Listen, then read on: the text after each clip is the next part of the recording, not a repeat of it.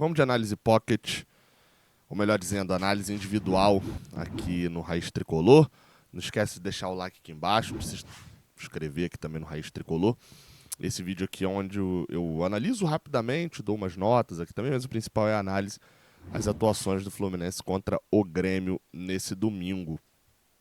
Mais uma vez, e como esse é um vídeo que saiu da minha rotina, eu tô colocando ele de novo nessa rotina porque vocês pediram bastante. Eu tô gravando ele muito tarde, são quase 3 horas da manhã. Tô bem cansado, mas enfim. Vamos cumprir aqui o prometido. Se você quiser também dar uma moral aqui embaixo, pode virar membro aqui, isso ajuda bastante o canal. Pô, Gabriel, não tem como. Beleza, o like é de graça, você já ajuda bastante o canal já. Cara, vamos lá, a gente começa com o Fábio, goleiro. Uma partida onde eu acho que Fábio vai levar um 5. Vai levar um 5. A nota do Fábio é 5. Eu quase dei o 5,5, mas é um 5. Gabriel, pô, ele tomou 2 gols. Não tem nenhuma defesa espetacular do Fábio, nem nada disso. E eu acho que o primeiro gol, ele... Não vou dizer que teve falha, não, mas assim, dava pra pegar. O primeiro gol, o chute não foi tão no canto. O segundo sim foi, o do Ferreira, mas o do Bitelo não foi tanto. Uma partida do Fábio onde ele não foi um milagreiro, não foi um cracaço de bola. Foi um goleiro normal, né, da parte de baixo da Série A. Enfim, nota 5 pro Fábio. Não apaga o primeiro turno espetacular que ele fez, tá? Na lateral direita, Samuel Xavier vai levar um 6. E acredito eu que o Samuel Xavier seja um dos melhores da defesa, pelo ponto destacável de... Enfim, o Fluminense teve problemas. É aquela hora que a gente tem que diferenciar a individual do coletivo. O Fluminense teve problemas para defender. A maior parte desses problemas causados pela forma como jogou sem proteção. O Cabral Neto, que é comentarista do Sport TV, do Premier, da Globo, ele tem uma frase que eu ouvi lá no Eu Vim de Santos, a entrevista que ele deu pro Noronha lá, ele falou: zaga boa é zaga protegida. A zaga do Fluminense hoje não foi protegida. Mas grande parte dos problemas foram criados pelo lado esquerdo da defesa do Fluminense, e não do lado direito. Por isso, Samuel Xavier leva uma nota 6, não abala também o grande primeiro turno que ele fez. Aproveitando ainda o zagueiro que joga pelo lado direito, enquanto o Nino esteve no Soares, o Soares teve muita dificuldade para jogar. Quando o Soares se deslocou para o lado esquerdo da defesa do Fluminense, teve espaço para poder criar a jogada do primeiro gol e para poder criar a jogada do terceiro gol, que acabou sendo anulado por um pentelésimo ali em relação ao Reinaldo. A partida do Nino foi boa. Para mim, Nino foi o melhor em campo, inclusive. Deixo ele com a nota 7. Fez bem o seu serviço. Agora, o lado esquerdo da defesa, com Marlon, nota 4. E Marcelo, nota 3, acho que mostra um pouquinho do que foi esse lado como defesa.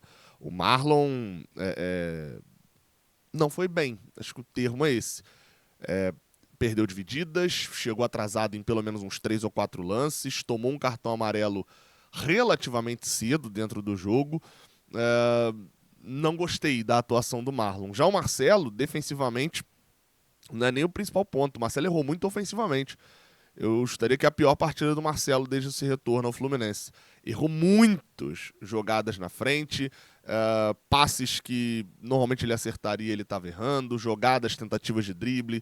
O Keno brincou para cima do Fábio, lateral do Grêmio. O Marcelo, a impressão que a gente tem vendo o jogo é que ele não ganhou nenhuma. Partida ruim do Marcelo, por isso a nota 3. André, na volância, a partida do André também não foi boa. Não gostei da partida do André, não. Por isso a nota 5. Quando ele vai pra zaga, ele até melhor. O 5,5, tava escrito 5,5 aqui, eu apaguei pra 5, mas é 5,5 a nota do André. Porque quando o André vai pra zaga, ele até dá uma melhoradinha. Mas antes disso, realmente não era uma boa partida do André.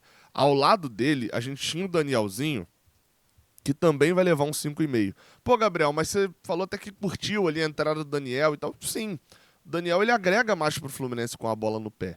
Mas vocês vão se lembrar que a crítica que eu sempre faço a 2019, que não era um time que só perdia gols. Sim, era um time que faltava poder de decisão na frente. Johnny Gonzalez, principalmente, era um centroavante que tinha oportunidades e não fazia os gols. A gente teve Pedro por pouco espaço de tempo, Luciano, Everaldo. Luciano até é um bom finalizador hoje em dia, mas na época perdia muitos gols. O Everaldo nem se fala. Então, assim, tinha problema na frente. Mas o principal problema daquele time era a quantidade de contra-ataques que ele cedia. E o time com o Daniel jogando nessa função oferece muitos contra-ataques. E aí, assim, eu fico na dúvida de quando o Diniz vai perceber depois de tanto tempo, que no quesito defesa, no quesito organização do time, entre Lima, Martinelli e agora Daniel, o Martinelli é o que mais funcionou nessa posição ao lado do André. E ainda tem questão do entrosamento de quase 10 anos dos dois juntos. Mais uma vez o Diniz tentou uma solução mirabolante que o Daniel, 5,5, porque o Daniel produziu. O Daniel tem qualidade ali, principalmente jogando nessa parte do meio do campo mesmo, literalmente do meio do campo, nesse segundo terço, né, do gramado, ele tem qualidade, ele tem um passe, ele tem a movimentação aparecida dos dois lados, mas o Daniel não é marcador. Ele não vai ter uma pegada de marcação. Ele não vai ter uma recomposição, que aí nesse ponto até o Lima tinha melhor. Ele não vai ter essa parte defensiva que faz falta num time que tinha o Marcelo como lateral esquerdo numa partida muito ruim e o Marlon numa partida muito ruim. Até onde, novamente, eu estou avaliando individualmente, mas até onde os erros defensivos do Marlon também não são culpa dessa pouca protetividade, dessa pouca proteção, né? Inventei a palavra aqui. Dessa pouca proteção na frente da área. E acho que isso passa pela escolha do Diniz e do Daniel. Querer que o Daniel faça uma boa partida jogando nessa função é querer que o Lima faça uma boa partida jogando nessa função, é querer que se você botar o Agenor nessa função também não vai funcionar. Porque não é a posição do cara. O Agenor talvez não funcionaria no gol também. Então fica esse ponto em relação ao peso em cima do Daniel, de um peso que foi jogado pelo próprio treinador dele nessa função e do quão exposto fica o time. Ganso pior em campo. A nota do Ganso é nota 2. Assim, o Ganso não produziu praticamente nada, produziu muito pouco. Tem pelo menos 2 ou 3, acho que são 3 passes. 2 eu tenho certeza, um eu estou em dúvida. Que não conta como passe errado do Ganso. Eu fui olhar aqui no Footstats, o Ganso tem 5 passes errados só no jogo. Eu falei, cara, mas não conta como passe errado. Que são passes dados no pé do Ganso em que ele dá o corta-luz. E aí esse corta-luz, ele é feito, o jogador do Grêmio intercepta a jogada logo atrás dele e toma a bola. Esse passe errado é contado pro Marcelo, é contado pro Marlon, pro Daniel, porque foi o Daniel que deu o passe e a bola chegou até o Bitelo. Mas não, o erro é do Ganso. O Ganso, que tinha a oportunidade de dominar, deixou a bola passar como se fosse o corta-luz, é como se fosse um novo passe, né, dentro dessa lógica. E o Ganso errou isso pelo menos 2 ou 3 vezes no jogo. Errou passe. No lance do gol, ele faz até uma boa interceptação, mas logo depois erra outro passe. Tá errando muito passe. E não tá tendo aquele contraponto que eu sempre falava. O Ganso erra mais passes no jogo porque ele tenta passes decisivos. Quais passes decisivos o Ganso deu no jogo? Enfim, a nota 2 foi de fato pior em campo. E acho que sim, a gente precisa discutir um pouco sobre mudanças nessa equipe titular que está enraizada na cabeça do torcedor, com Fábio, Samuel Xavier, Nino, Felipe Melo, Marcelo, André, Alexander, Ganso, Arias, Kenny, Cano. Acho que a gente tem de discutir isso. O Fluminense está com essa equipe titular pelo menos ali desde o final do mês de março. E tem alguns buracos nesse time aí. O Ganso é um ótimo jogador, em breve deve voltar a jogar bem. Mas será que volta? Será que a questão da lesão, foi falado, não está afetando demais? Enfim, acho que é um ponto a se discutir. Dito isso, o Diniz não vai discutir isso, porque daqui a 10 dias tem jogo contra o Olímpia e ele não vai mudar antes disso. John Arias lutou, tentou, correu, participou, nota 6. Produziu pouco também, chutou muito para fora, estava bem descalibrado na questão da finalização. Bateu uma boa falta, mas que também foi para fora. Enfim, tentou viabilizar ofensivamente a sua partida. Um outro que tá bem oscilante na temporada é o Keno.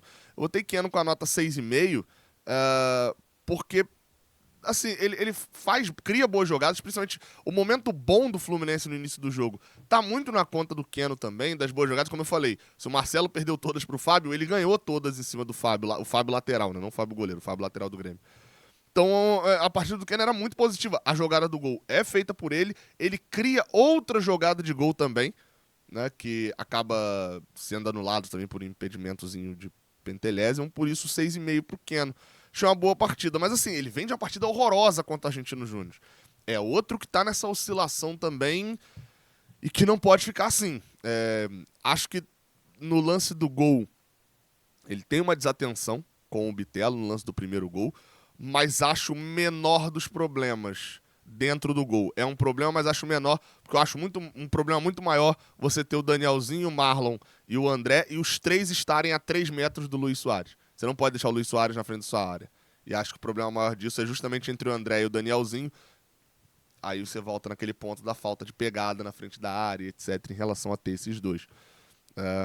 E Germancano, fiquei muito em dúvida, cara. Como o principal aqui não é a nota, o principal aqui é a análise, eu fiquei muito em dúvida entre o 6,5 e o 7 pro Germancano. Porque eu não acho que o Germancano mereceria a mesma nota do Keno. O Germancano fez o gol, né? Tava fazendo outro gol se não fosse marcado o impedimento. Tá aí, o 7 fica pelo segundo gol que foi anulado e ele não teve culpa nenhuma. Mas também, assim, por um lado, o Germancano apareceu menos no jogo, isso eu considero negativo. Por outro lado, é positivo o fato de que o Germancano estava onde dessa vez? Próximo ao gol. Algo que eu venho batendo na tecla um tempão. Germancano precisa estar próximo ao gol. Ele pode sair da área, ele tem esse vigor físico para voltar e marcar. Mas quando o Fluminense tiver a bola, o Germancano precisa ser o jogador mais avançado do Fluminense. Não pode ter o Germancano como segundo atacante e tá lá dentro da área o Lelê, tá lá dentro da área o John Kennedy. O John Kennedy vai funcionar, mas tá matando o Germancano nesse ponto. Então acho que, pelo menos nesse ponto, achei positivo dentro da organização do time. Dos que entraram, Diogo Barbosa e Johnny Gonzalez não ganham nota, né? Entraram já muito no final. Martinelli e Léo Fernandes tiveram ali cerca de 30 minutos para poder jogar.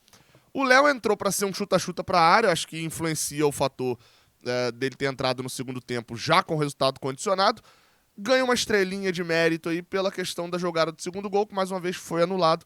Mas pelo menos isso. Agora, chutou muito para a área e chutou mal, né? Tem umas... O Léo Fernandes parece ser aquele cara que vai acertar umas 3 ou 4 bolas sinistras durante o jogo, mas porque ele tentou 10 também. Enfim, tem muita qualidade, mas tá errando muito também. Não sei se é a afobação de entrar num jogo desse. E o Martinelli, apesar daquela defesa que eu fiz lá atrás, entrou mal no jogo de hoje. Apesar da defesa de que ele talvez funcionasse, ele entra já num outro esquema e ainda dá um azar absurdo lá na hora que vai tirar a bola, vai pro gol contra, o gol foi anulado também. Mas o Martinelli, uma estrelinha negativa, e pro Léo Fernandes, uma estrelinha positiva. E dentro da escalação, do Fernando Diniz, etc., acho que escalou mal. A escalação dele é o grande motivador do Fluminense jogar 20 minutos ótimos. Mas dentro desses 20 minutos ótimos, o Fluminense já dava muitas chances de contra-ataque. E os outros 60, 70 minutos em que o Grêmio quis jogar, vamos botar os 40 que o Grêmio quis jogar, o Grêmio rapidamente virou e teve a chance de fazer o terceiro, porque percebeu o mapa da mina. Na reta final, o Grêmio não quis mais jogar, né? Então, acho que é um problema considerável o fato do Diniz ter escalado mal e as mexidas, demorando a mexer só aos 20 do segundo tempo e ainda assim tirando o Danielzinho no primeiro momento, não entendendo que talvez o problema do Fluminense passasse também pelo fato do Marcelo e do Ganso estarem mal em campo. Ficou uma partida de decisões erradas do início ao fim do Fernando Diniz. Beleza? Não, né? Claro, a gente perdeu, você tá puto. Mas, tamo junto. Até a próxima. Valeu.